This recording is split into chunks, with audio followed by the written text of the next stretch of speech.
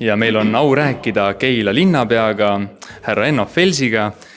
Keilasse tuleb Keila keskus tervisekeskuse kõrvale. Teisel pool on Keila kool ja sealt edasi valmib lauluväljak.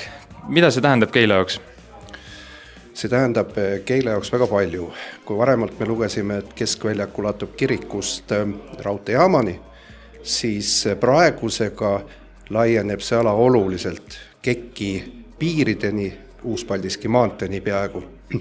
Ja väga hea meel on muidugi, et KEK on nüüd linna suhtes avatud, esiteks, aga teiseks see kogukonnakeskus kindlasti paneb elu kehama siis ka seal piirkonnas, uus koolimaja, siis terviserajad, lauluväljak ja mida iganes, et see ala saab hoopis uue hingamise ja see, mis sinna tuleb, on muidugi vapustav.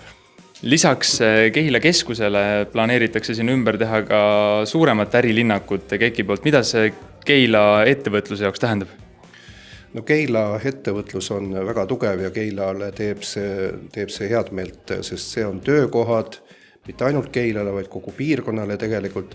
Ja eriti rõõm on selle üle, et KEK on ennast avanud ka nüüd Keila linnale, kui varemalt aastakümneid tagasi oli Harju KEK-i tööstuspiirkond suhteliselt suletud ala, siis praeguseks hakkab see müür sõna otseses mõttes sealt maha saama ja muutub Harju KEK on siis linnale avatud ja tegelikult kindlasti soodustab see ka inimeste tulekut täiendavalt Keilasse, äripiirkonna enda täiendavat arengut ja mis saab meile veel rohkem rõõmu teha kui see, et ettevõtlus Keilas hästi areneb.